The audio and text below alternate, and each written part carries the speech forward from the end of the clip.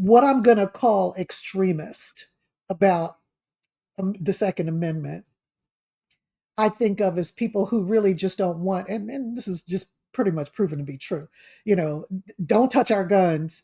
We don't even want reasonable legislation about it. And you can tell that because we keep having these horrendous school shootings involving children. I mean, just those alone, not even the ones involving everywhere else. And there's no legislation that's overall comprehensive that has come about. And there are countries all over the world that have sensible regulations about guns that don't have the kind of numbers we do, certainly of mass shootings. So for me, being able to have the conversation and have it in a way that gives us information, if you start from the point of view of most people are reasonable, and this is really the basis for what you were saying. Most people are reasonable people. I want to know what you're thinking because I disagree so much. If I think you're reasonable, there must be something on the other side that I'm missing. So talk, you can let me know what that is. And this happened for me in a totally unexpected area.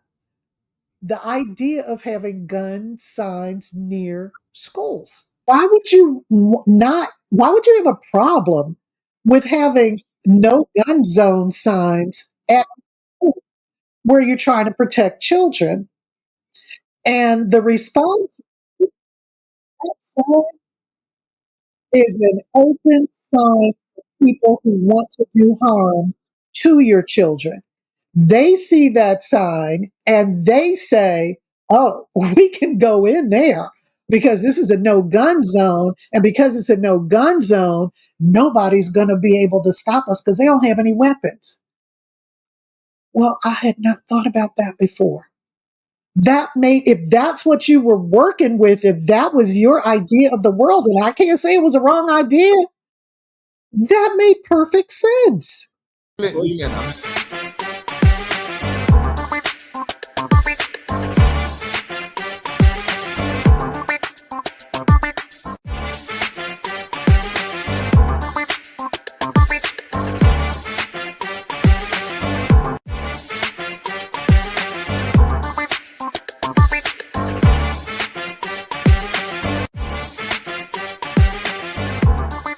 My name is Lemuel LaRoche. I am the Our community, our country, our world needs these young leaders. Someone that cares very deeply about people, cares about putting people on, and using his network, his influence to help other people find that sense of belonging to. What life does, life is he understands the vision. Well, his main entire concern is the children, the results, what comes out of the children. So you learn it. Yeah, growing up. My calling is poetry. To get out there, get on stage, and really engage and fill the audience. But I realized that poetry alone wasn't going to do it. Meeting him and getting to learn about him has been very inspiring for me and very validating as well. It's one thing to have a vision, man. You got a plan, because this is what this is about, putting a plan together. Allowing those kids to see that they have a purpose, they have a place to play in the world. That's where I find my energy, my life. There's so much that life has to offer. And once you get to know him, you really get to know his layers. It's so much more than just chess. It's a learning opportunity. He has a vision based on what he's been doing for the last 20 years with chess and community for the outcome. So yes, life, the most incredible guy, and it's such an honor to know him. Welcome to another episode of Quilted Hearts Chats. My name is Renee Patterson, and I am here to talk with you about DEI, where we are talking about all things DEI to strengthen understanding or deepen understanding as well. We are going to ask you right now, right up front, just so we don't just get all that out the way, please like and subscribe and share this video. Thank you. Dawna, you got a question? Or you want to do the introduction now? I do. Dawn Bennett-Alexander, love all things DEI. I was one of the first founders of it. But this is, as you know, every week, every week, I guess, what we try to do is bring you people who deepen your understanding about what DEI is, because there is so much that people don't know that made it so when the executive order happened, sort of killing it on January 20th, 2025, it was able to go without the kind of fanfare that it should have had, because people simply didn't know the depth of what it was and the breadth of what it was. So each week we try to bring you people that strengthen that understanding for you and allow you to see how it shows up in places that you simply may not have connected. Today, we have as a guest, one of my favorite people, is one of my favorite stories of learning about who somebody is and how they show up in your life. And this is particularly appropriate for this particular person, because Life and I have known each other for years. I call him Life. His name is actual Lemuel LaRoche. And we first met. This shows you how the universe works. Life, do you remember this? We first met on the street as I was downtown going to lunch with somebody. And Life was on the street, like handing out a book. It was a book. It was your book. These books. And I'm like, what is this strange man doing handing me this book? Okay, like whatever.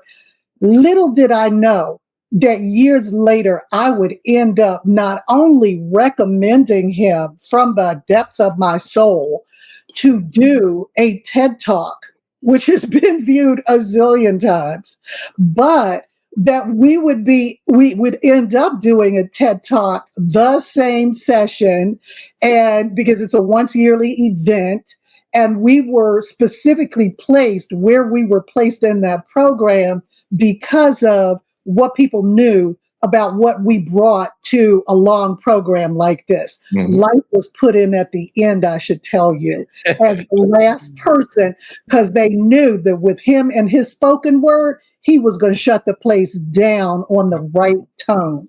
I found the answer during one of my visits to the Village of Peace in Dimona, Israel.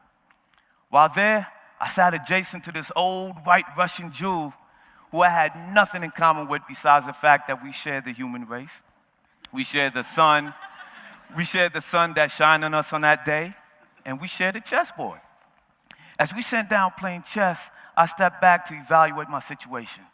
Here I am in a foreign country playing chess with a man that speaks a different language, that has a different belief system, a different culture, but still we found the decency to respect each other's humanity and positioning. Now, whether I won or lost, the game is irrelevant. I'm gonna be honest, that old man gave me a chess whooping.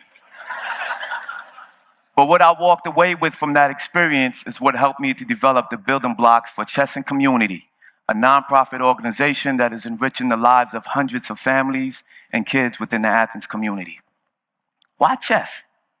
It is said to master the game of chess, one must begin by mastering his or her own mind.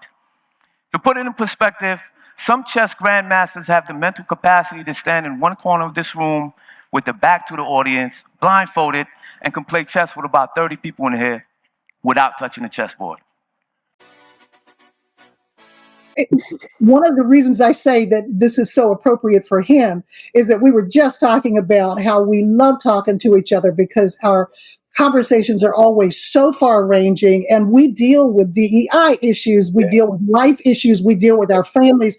We also deal with spirituality and inspiration, and that's kind of hard to find in one person, but that's what we do, and that's why I love that story of how we met, because it was the universe at work. Just sort of passing somebody on the street, they hand you something, you just think, okay, this is kind of strange, but whatever, and then lo and behold, they become this important person in your life that was bigger than anything you could have dreamed up at the moment. Life also, and I'll tell you what we brought him for, but in addition to that, he also teaches at the university in the School of Social Work. But we have actually brought him on here because Life, I would say Life's lifeblood, aside from his kids and his family and stuff like that, is chess and community. That's an actual thing. Chess and community, that Life created and runs here in Athens, but it has now spread to other places.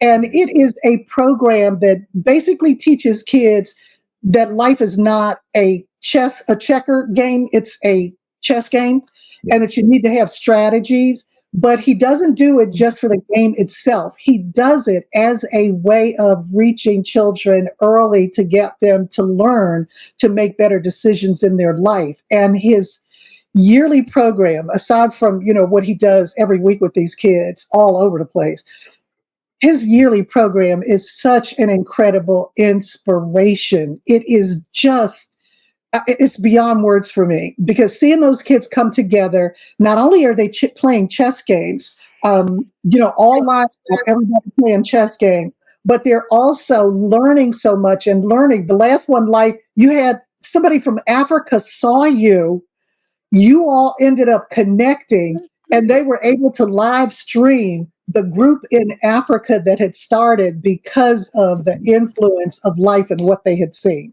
So life is given life. I'm telling you, that's what he does wherever he goes, whenever he goes. I mean, he's so devoted to it. And I wanted to bring him on because he just does an extraordinary job of being able to see that bigger picture and the impact that DEI has on what it is that he is bringing to these kids, how they're a part of it, how it interfaces with what it is he does, and to be able to share that with everyone in a way that you just sort of never thought. Like, what does chess have to do with DEI, right? Well, Life is here to tell you. Thank you for being here with us, Life. I mean, first of all, it is always a honor. It is always a blessing to be amongst, just, kindred spirits, and my father used to always tell me, you are not the puzzle, you're a piece of it. Right. And in understanding that, we understand that on this chessboard we call life, or on this puzzle with so many different pieces, I have a role to play, and so do you, and so do this person, regardless of his or her race, ethnicity, resources, background. We all have a role to play in this puzzle called life. And a lot of what brought me to this space was starting to think of the game of chess, not as a game of kings and queens and knights and bishops, but as a systems thinking game. How do we begin to recognize the different systems and all of the important components and all the important organizations and resources and processes that exist within these systems that controls micro, that the macro systems that control micro engagement, right? So as we engage with youth in our lives, as we engage with families who have both parents in place, but still struggle because there's a class issue, right? Be it white, black, Latino, Indian, it's a class issue. They don't have, and where the resources that are available for people who have. You have camps where it costs thousands of dollars to bring your kids into these camps where they can learn this, and they get to travel, and they get to engage, and they get to expand their network of influence. As those who are living in communities where they don't have those resources. And when I say this, a lot of times when we say poverty or live in communities where there's lack of resources, because of our programming, we automatically go into Black community. We're in Georgia. Right? You go to North Georgia, I can show you poverty on an entire different level that is just not Black poverty, right? We can show crime and violence and no parents in the homes, and that is just not unique to the Black community. We all know with that, but we have become the face of it. And when we become the face of it, it allows a person to think, if a person have that kind of intent, well, DEI, clearly they have no idea what DEI mean. And you can tell that because they conflict DEI with race. And because you confuse all the time with race, because you confuse it with race, Now, when you think you eliminate DEI, you realize that you done cut off the legs of 70, 50, 60, 70% of your own constituents, because of their ignorance. Yes. Which is why we're here. Yeah. So they're the smartest people. Yeah. They're the masters. And that's where it becomes an issue where when a person understands, it's like what makes chess and community unique in its way is me understanding that we are not a monolith, right? I may have grew up in a community where there was lack of resources, where I didn't have exposure, where there was violence, where there was whatever, but not every Black person is going through that.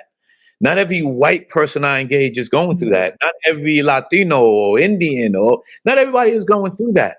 So what makes what we do unique is we're able to tailor an experience that allows all demographics. We got, white kids in chess community, we got Indian kids in chess community, ladies, it's diverse in essence, but we get to learn from each other. We get to learn, and not just the kids get to learn from each other, the parents also get to learn from other parents. So while chess and community is a youth focus, we focus on critical thinking, conflict resolution, problem solving, and all to develop civic leadership. And we prepare another generation of kids who are aware of how to manage and maneuver through systems, who know what district they live in, who know the role of their commissioners, the role of their mayors, the role of the city manager, right? Not just who the president is and the foolishness or the great things he or she is doing, however you choose to look at it, right? But to know what's going on in their own local communities, and they're aware of that, and then they get to experience those commissioners, those mayors. They get to lead those conferences that you were speaking about, the annual conference that we put on. And the work now is expanding. We did connect to have a partnership with our partnerships in Nigeria, Chess and Slums, Tunde, Emmanuel. I mean, they do some phenomenal work, the whole team. And we've developed a partnership in where the work that we were doing in Athens, it was like a sharing, not we come in to save you. No, it was what was some resources, what was some expertise that you have that you can share with us. This is DUI, right? What are some expertise you have that you can share with us to strengthen our approach? And what are the things that we have that we can strengthen, that we can share with you all to strengthen your approach on things? And in doing that, we've created the conference. They got an innovation hub. Now the work is expanding to Dominican Republic. The work is expanding to Brazil. I mean, we really just getting started, but the idea, the foundation of all of it is understanding that I am not the puzzle. I am a small piece of the puzzle. And understanding strengthen what makes my piece work is that there's another piece that connects with minds, that is able to see it from a different perspective. Yes. We're in a mess around the world because we need some DEI. Maybe because we have of the same people in one space trying to dictate what's happening when you don't understand the world. You only understand it from one perspective. So having multiple people in a space, it could be like, yo, that's not a good idea. This is not how we should communicate. We should have a plethora of those experiences. It can allow us to put pieces and to allow things to run smoothly. But when somebody conflicts DEI with race and they think that they're attacking the race because they have their own issues, now the snake is eating his own tail. And that's what we're dealing with. That's right. There we go. Well, thank you for summing it up, and good night. Oh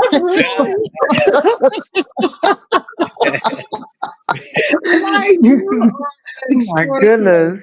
And let me say just the two things. One, I love the way you connect what it is you do with DEI, because you are right. People just don't know, and they'll end up taking away things that would benefit them without realizing that they simply didn't know what they were taking away in the first place. That diversity of thought. That is exactly what's happening now.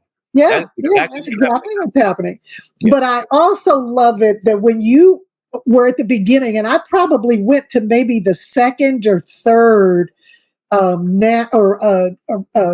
yearly program that you had, maybe the second or third, and you're probably up to what, about?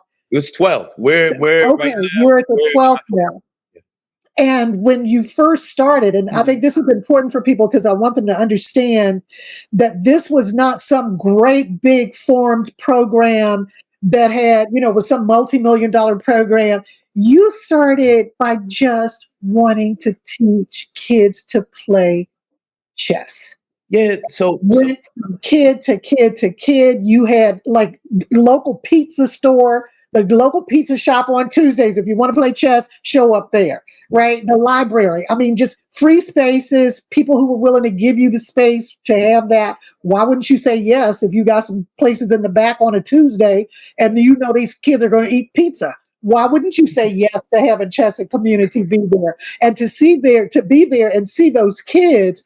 Little kids blew me away, like little 6-year-olds, totally engrossed in this game that they're playing. And you have tables of them.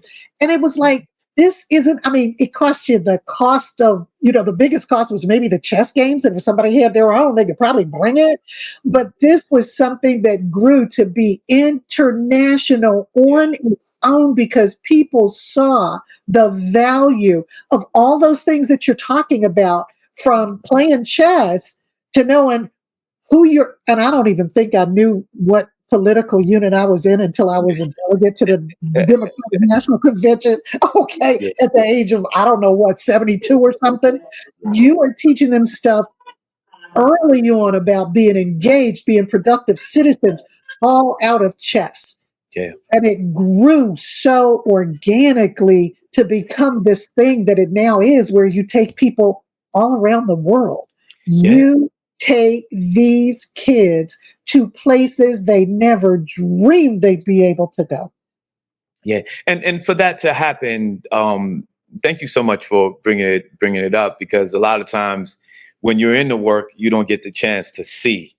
Like even today, I look back and say, "Wow, we've done all of that," and it's because there's so much more to do.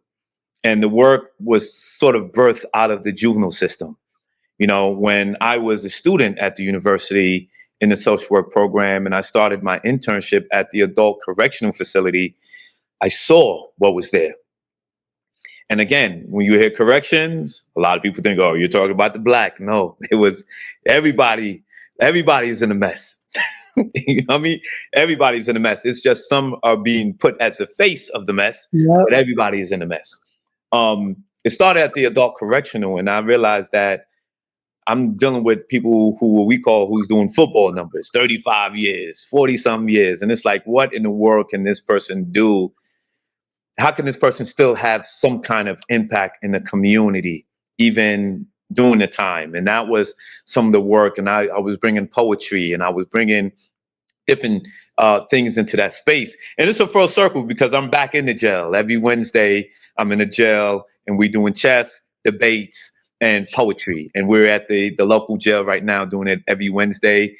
This Wednesday, we got a female unit, and I'm talking to white women, black women, Latino, all kinds of women. And we're teaching them chess, and they do debates, and they do reflective healing circles. We're doing all kinds of things. So it's like you are extraordinary. No. You are like the Energizer Bunny of chess. It's amazing what you do. I've learned, a gentleman once told me, he said, if you chase 10 chickens, you ain't catching none of them. Right? So you have to figure out a way to put all of them under one house, right? Mm-hmm. So to put everything under chess and community, where we focus on, when you say critical thinking, chess, conflict resolution, debates, or public discourse, problem solving, robotics, coding, teamwork, and then civic leadership. And this is where they learn about local politics and all. And I just found a way, when you think of chess and community, think of that, because a lot of people only conflict and say, okay, chess community is chess. Chess is the way in, community is what we get out. And the idea of chess is for you to learn about systems, understanding systems, understand what makes systems work, understanding the roles you play within these systems, and understanding that your job is not to react to something, but to respond, right? To be step back, to look at the issue and say, okay, these are the issues that that I have to try to address, and these are the steps that I'm going to put. So with having them playing chess and they engaging and they learning chess, they learning strategies, but remove the chessboard. I taught him or her how to play the game of chess and showed them how to use their minds. Once they understood the rules, I turned the chessboard into a drawing board and I drew them into the design. And the idea is you remove all the chess pieces, put your life on the board. Who's that queen in your life? Who's that banking system? Who's that? Who are your 8 people you need to know? What is the role? What does that knight represents to you? What does the castle represents?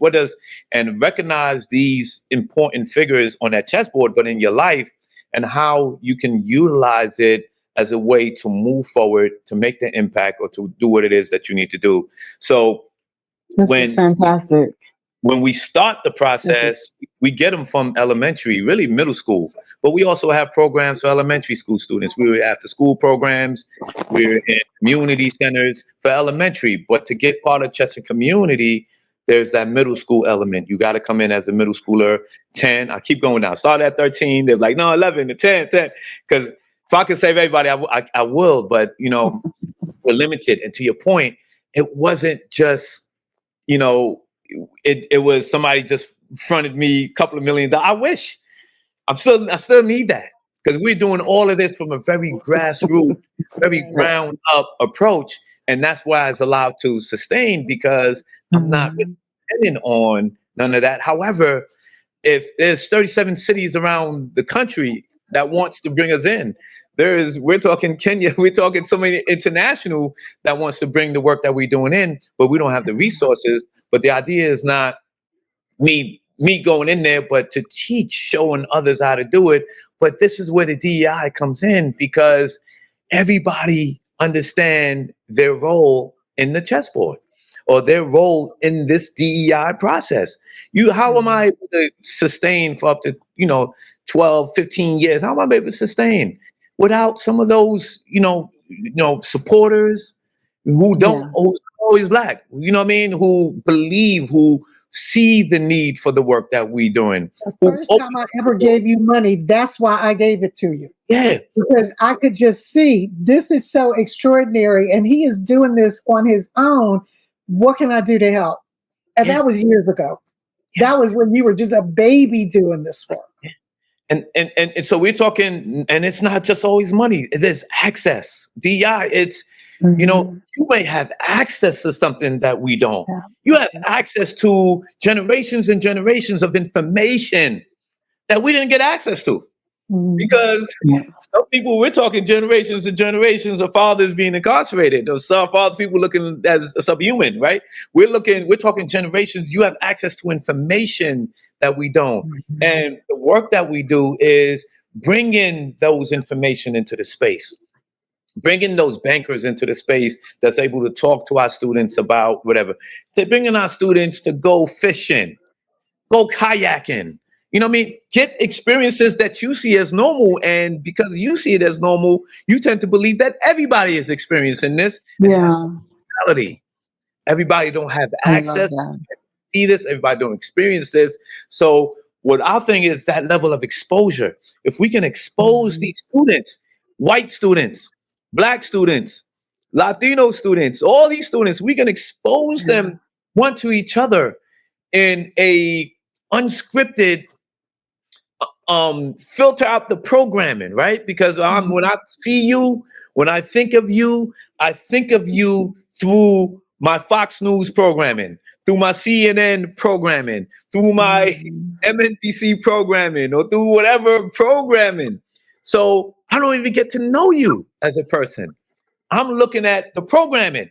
And because I'm recognizing and I'm conditioned a program to address you from this way, that is such a small way of looking at the world. And it's a dangerous way of looking at the world. And it's not that it's going to affect the world, because the world is going to move forward. It's going to affect you. it's going to affect you. And that's what's happening now, right? Because when people thought that you was doing something to address one thing, it was that blowback effect. Now you eating your own tail. Now people don't have access, and people trying to figure out, what did we do? What's going on? Now we should be talking to each other. Now we understand. Okay? We just eating popcorn watching it, because you're going to implode on yourself. And that's what's happening, right? Because it's happened before. It happened before. So we're just going to keep going through the same cycle. That's why we can sit back and go, soon they'll be done, because there's not enough people for that. Yeah, with the popcorn. Right? Yeah, and then there's that, and then there's the other aspect where people saying, okay, we recognize that we're in a mess, and unless we do something about it, it's not going to get any better, right? And then it's like, well, it's not your job to save everybody. It's not my job to save anybody, but I have 3 children. I have 3 boys that I'm bringing into this world. So at the very least, I need to know Chief Salter. I need to know who my police chief is. I need to know who my city manager is. I need to know who my mayor is. I need to know who the captain is. I need to know who runs the Chamber of Commerce, David Bradley. I need to understand all of these important elements that makes my city works. So that way, I need to understand who the school superintendent is, right? So that way, when it's time to have these important dialogues, or when it's time to expose others to it, it's not a foreign situation. And we've done a lot of work in the past, a lot, where we have think tanks and we have to bring various different institutions together, the nonprofit sector, the public sector, the university sector, the business sector. We bring all of these facets, community leaders. I think it was some work through and some National Societies for economic mobility, right? So the whole idea is, how is it that the South have access to so much resources, so much money, so much, but then it's stuck. We haven't found a way to, where's the ladder that child, do we have an upward mobility structure in place where somebody can come in and climb upwards? Some people say, yes, we do. Others say, no, we don't. So we seem to be stuck. And this is the intersection where leaders, cultures, and systems meet. So how do we identify leaders in the community, whatever community, the business community, the Black community, the white community, how do you understand the cultures? Let us understand the culture of our communities, right? And then the systems that functions within and around our communities. Let's bring the architects of all of these together into spaces where we can really start to talk. And we can start to look at data together, and we can start to understand, okay, why is this not working? And then you quickly realize that, and it's part of the DEI, when nobody is talking to each other, when everybody is just talking and operate within their own silos, then it limits our view. I begin to look at the world through a nonprofit lens. And a business person comes and says, no, that's just one piece of it. You didn't want to look at it this way. So, I didn't even consider that. And now I can consider that and bring that into the play. So it is these kind of dialogues that allows us to expand the conversation and allows others. Like right now, I have friends that are, conservative, Democrats, Republicans. I got friends in all those circles, because I need to understand what's happening. Wait a minute. People need to know, I have never asked anyone. I have never said your name. And somebody didn't know who I was talking about. Everybody always knows life. I don't care who it is I'm talking about. If I'm talking to you and I mention life, oh yeah, life. I know who you're talking about. Yeah. That's you, life. You really do walk the walk and not just talk the talk. Everybody from top to bottom knows who life is.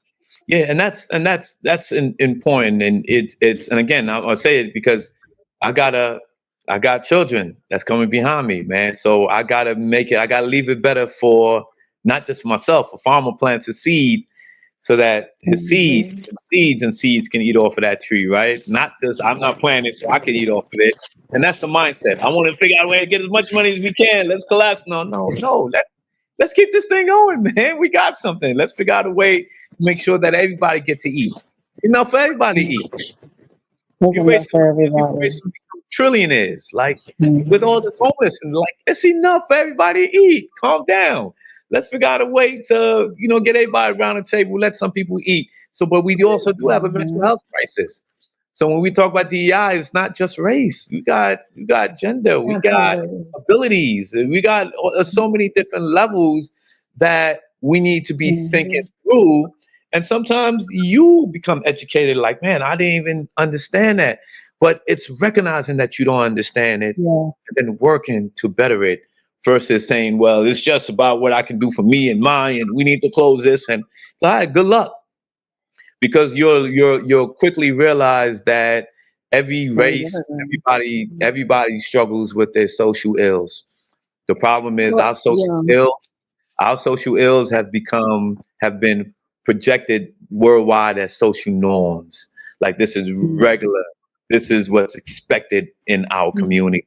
And that's not true. You're only focusing on a small piece, and that is aggrandized to make it look like this is what we do, when that exists everywhere.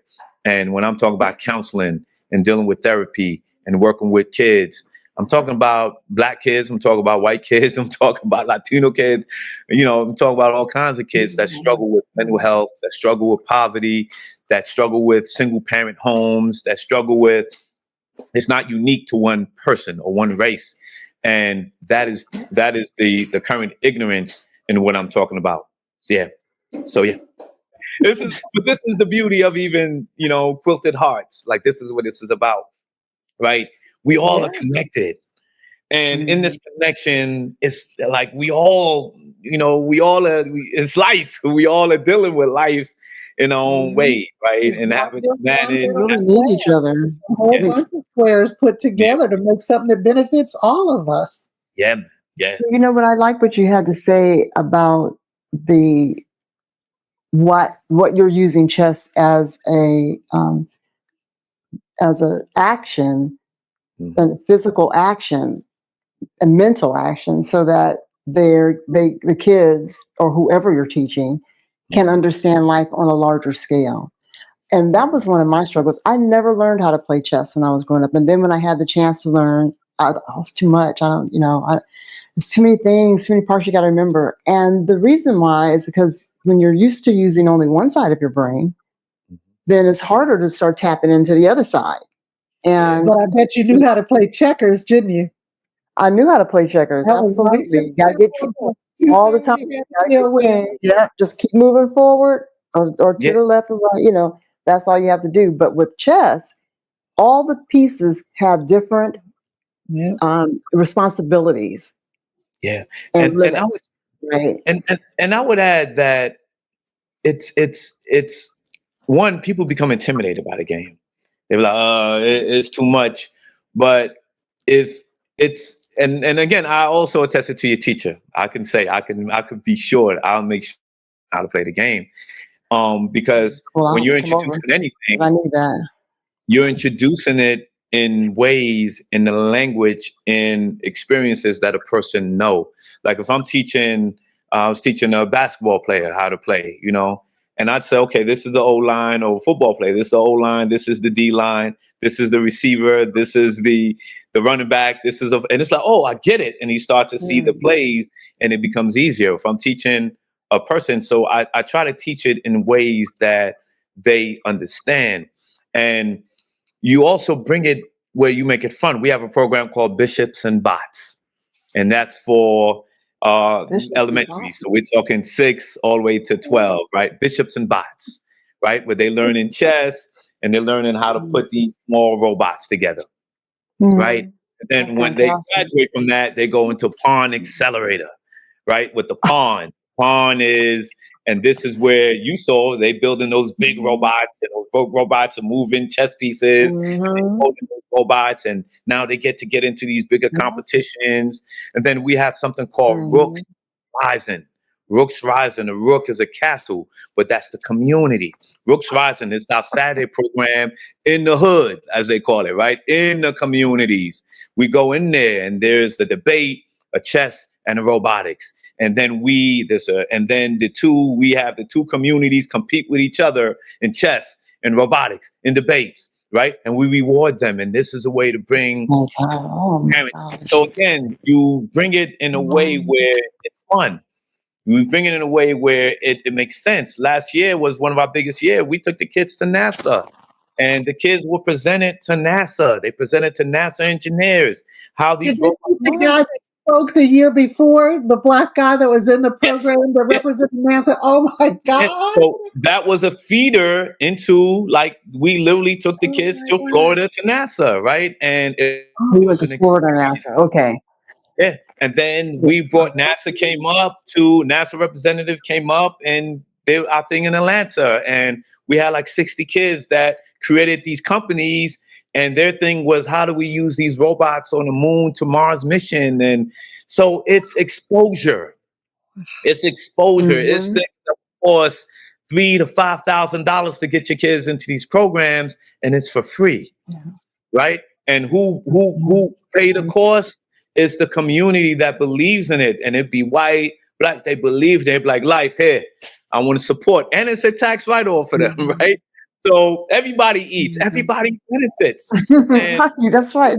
We can be community with each other very easily if we just put down some of the BS. You know, like you said, if your world is restricted to Fox or MSNBC or whatever, and all you see me is through that prism, then no wonder you show up at my campus in Tennessee and act as if, you know, this is not supposed to be. Yeah, this is no reason.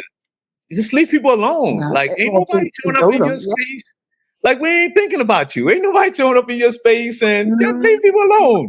Like, you want to show up, show up. Let's sit down and talk. Let's go do lunch. You know what I mean? Let's talk.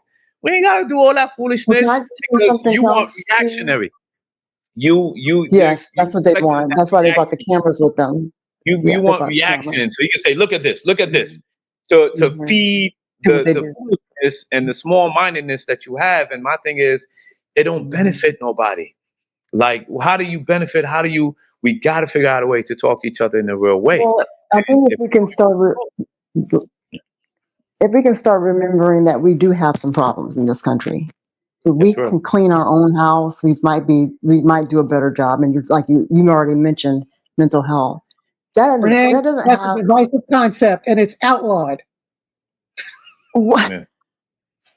That's the tune, right? You even mentioned that there's an issue. All of a sudden, it becomes a divisive concept, and we're not having that. Yes. I know, but if everything is under the same umbrella, you know, everybody's attacking us, so we got to attack them. Everybody's doing something to us, and then we're also raising kids to believe that about life. Life. Yeah. Life. You know, it's incredible because I don't understand where you think we're going with this, but it also has. I wish they played some more chess too. They think they're playing 3D and 4D chess and all this other stuff, but I think as usual, putting on the clothes, the emperor's clothes, and that's all it is. But a lot of times on the international stage, how do we play this game? How do we play? I think it's from an international space, and this is the reality, right? I think we are in a very unique time. We're in a space where everybody can see that the emperors have no clothes. That if they didn't, they saw it on Tuesday at the UN meeting or speech. I was like, oh my God, is this our country? No, but it's, and I think people. It's because it's not a thing of, because, you know, even when we're having this conversation, there are going to be many different people that listen to it, and everybody's going to look at it like, yes, or I'm shutting down because you're talking about my savior, you know what I mean, in that kind of way, right? So this is part of having these real dialogues, is being able, when I gave a talk to the students keynote the other day, and I always have to bring it to the point, like, whether you see it that we are in the best times or we're in the worst times, whether you see that America is in its best days or America is declining, whether you see it as the dollar is going into its strongest move, or we see that it's collapsing. There are people that sees things from various different spaces. So as we're having a conversation, it's not about reinforcing their worldview. It's about allowing them to see, because I always say, and I'm practice this when we're at the jail, when we are doing stuff with kids, I always say, instead of saying that's BS, I respectfully disagree, right? Or can I challenge you to look at it from a different perspective? Mm-hmm. Yeah, I like that. Can I challenge you to just look at it from a different perspective, right? It opens your ears up, doesn't it? When you say things that way, it makes you go, oh. I want to understand your perspective. And I'd be like, that's an interesting perspective. Then it says, can I now challenge you to look at it from a different perspective? Sure. But first I have to give. So I got to give. Even though I might feel like, man, this person is like straight up closet, whatever. But I need to understand where they're coming from. And then when I understand it, like, I now understand why you see it this way. Yeah, I don't have to agree. I just need to understand. Yeah, absolutely. You don't have to agree, but now at least I understand. I can follow your reasoning on this. Yeah, and then that gives me a way to be able to show you how our reasoning might be different, because your reasoning may actually be based on something that is not true. Yeah. Right. So, or a piece of information I don't have. Know that. Yeah. To your point, a piece of information that I don't have. Right. And then it's like, that is interesting. Right. And because I'm always saying that is interesting. Well, when did you hear that? Where did you find that information? That's an interesting perspective. Like, tell me more. Tell me. I'm always like, tell me more. Like, I'm interested, because when a person knows that they're introducing you to something that's different, they become more open. The guard go down. If I feel like I'm going to a mental war with you, we're playing 4 or 5D chess in our minds, and it's like, bro, look, let's throw the chessboard away. I want to talk to you. Like, I want to understand where you're coming from. Then it's like, that's an interesting perspective. Can I challenge you to look at it from a different perspective? Sure. Okay. This is where I get my understanding from, this and this and this. Like, And sometimes, like, when I spoke to police officers, a room full of police officers, right? I started with the story of, because the idea is, like, why do we have the level of tension that we do with African American and the police communities and this and this? And sometimes it could be great things happening in the community, and there's one issue that happened in another part of the world or another part of the country, and then we like, and it just rehashes all of the pain and anger. And now I had to let them see, like, look, let me just bring you a perspective. I've been pulled over in a car with my grandfather, who's no longer here with me. Right? And watch him get angry, because he didn't really do nothing. He got pulled over and the police talking to him like he ain't got no respect. And, you know what I mean? Talk to him, down to him. You know what I mean? And he's trying to stay face, because he like, my grandson, I got to get home. I can't just be angry. But you can see the anger in his face. I got pulled over in the car with my father. Right? And when you watch my father have to contain that warrior inside of him, because he needs to make sure that we get home safe. I got pulled over in the car by myself, and I got pulled over in the car with my children. Your children. Right? And in all those cases, you know what I mean? I might say 1 or 2 was warranted. I was kind of speeding a little bit, I'm gonna be honest, right? But in some cases, it was like, officer, come on, like, only 2.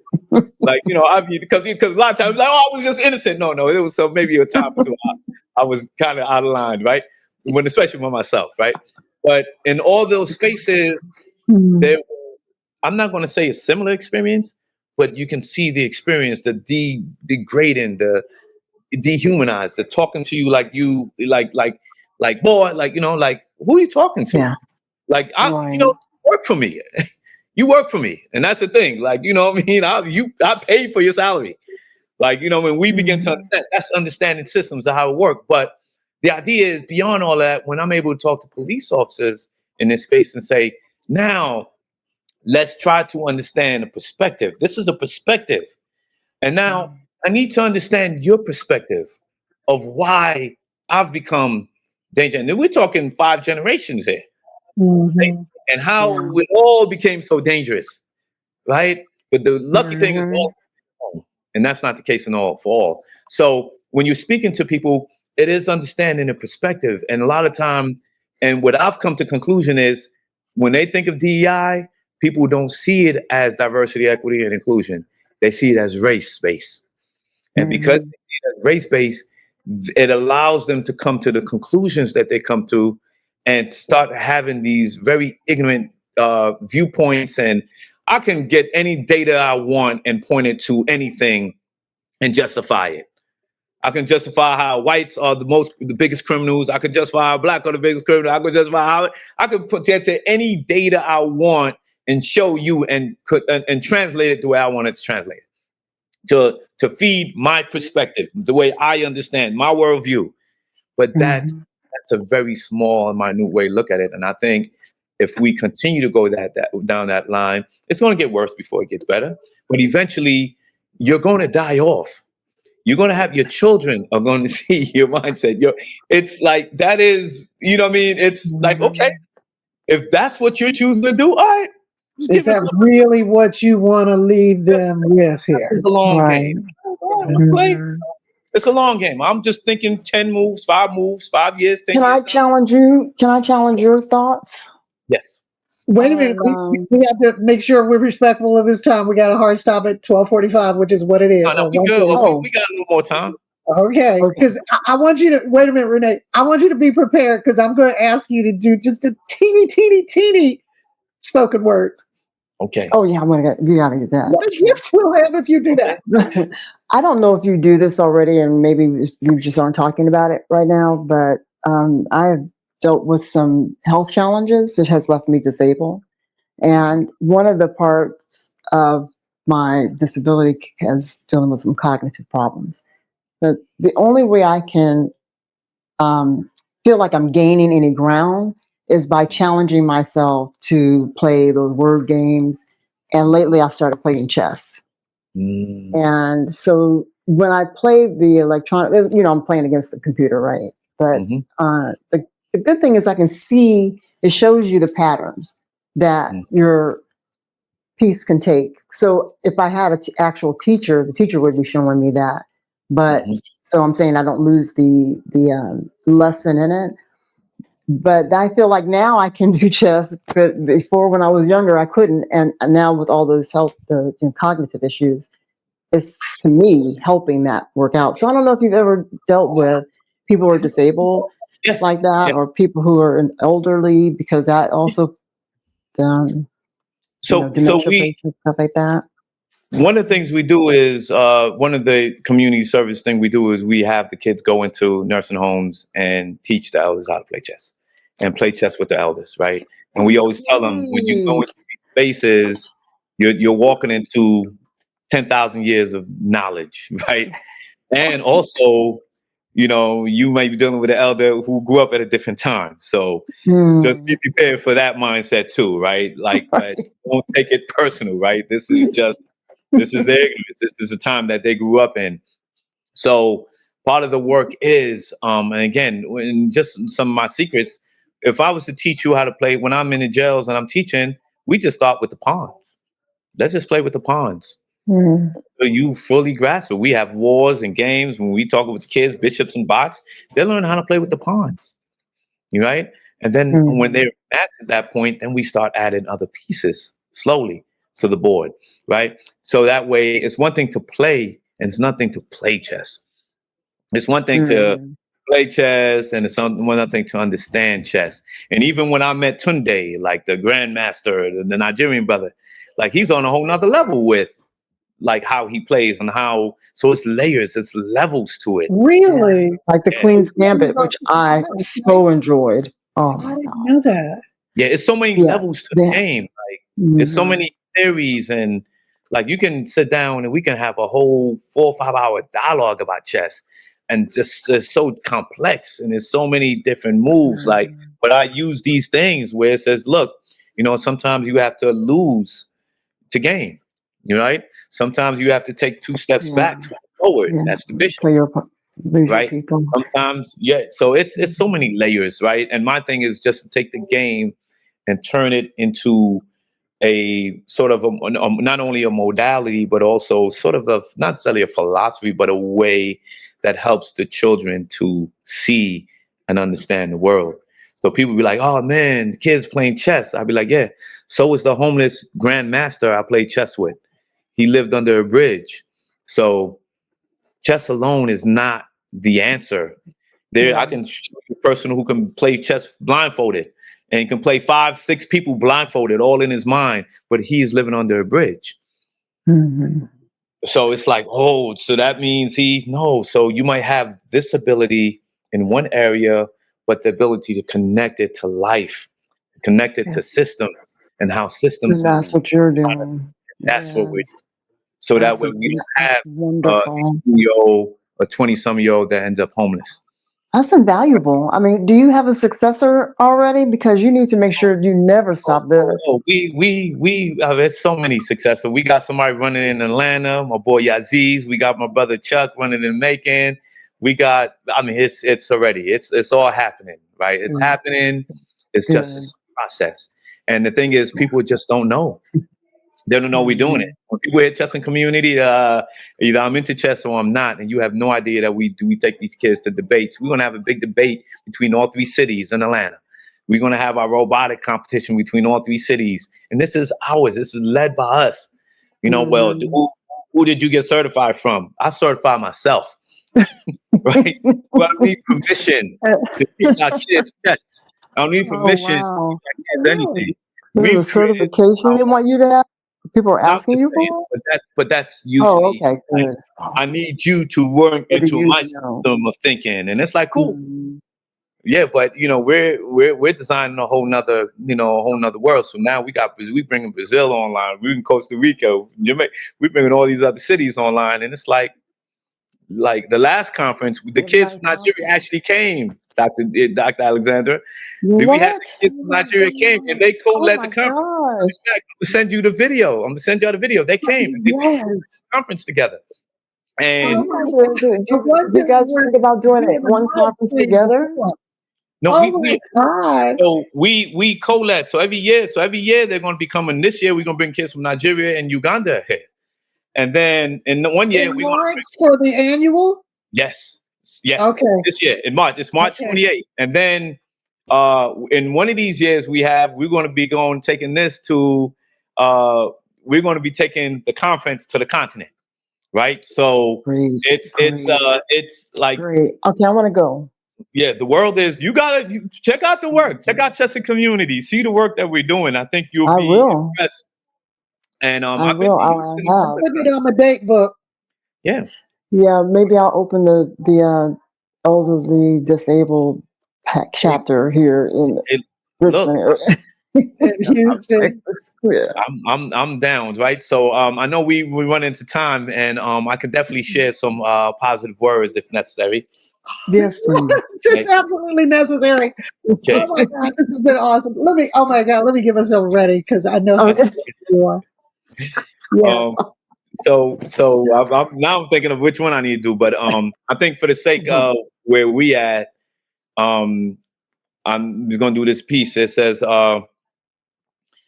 in a state of silence is where I do the most communication. In a state of silence is where I have the most communication. Align myself with divine truth, converse with the mother of creation. I beg for the seed to feed my dying Black nation. Find a cure for the dysfunction so we can reverse our spiraling degeneration. She laughed. She said, life, it was written that we beheld triumphant in the end. Now modern man communicates through computers, press and send. New habits formed by social network trends. Our voice is no longer used, but we got thousands and thousands of social network friends. Freedom of speech, as they monitor your email addresses. I'm talking those agencies whose male director was known for wearing female dresses. They implement COINTELPRO, watch our communities regresses. But he or she who's not afraid to speak, best believe the Most High blesses. It's sacred geometry. You put a dot within the square. Give your room 4 walls. Hit your mind with reverse magic, have it locked inside of laws. The hand that claims to serve the truth will have you locked within the claws. Program your senses and have you doubting what you saw. Case in point, this kid was given 3 years for selling drugs inside a ballpark, while corporations get richer selling you drugs inside of Walmart. Those surrogate emotions they sell to you inside of Hallmarks. And if the foundation is built on lies, exit the building before it fall apart. Unmanned drones drop bombs, and I got a ticket for driving a car without a seatbelt. I read to you from what was chiseled in my heart, and hoping that it be felt, may it ignite the suns to dry the oceans that we've wept. And may these words open your inner eyes from the centuries that we've slept. Let's go. Yeah. So I am an author. That's beautiful. That is beautiful. I have a book, Tree of Life. Are those the books you were selling when you met Andoni? I don't know. I Was that part of it? Yeah. Oh, So wow. Tree of Life, Human Ascension.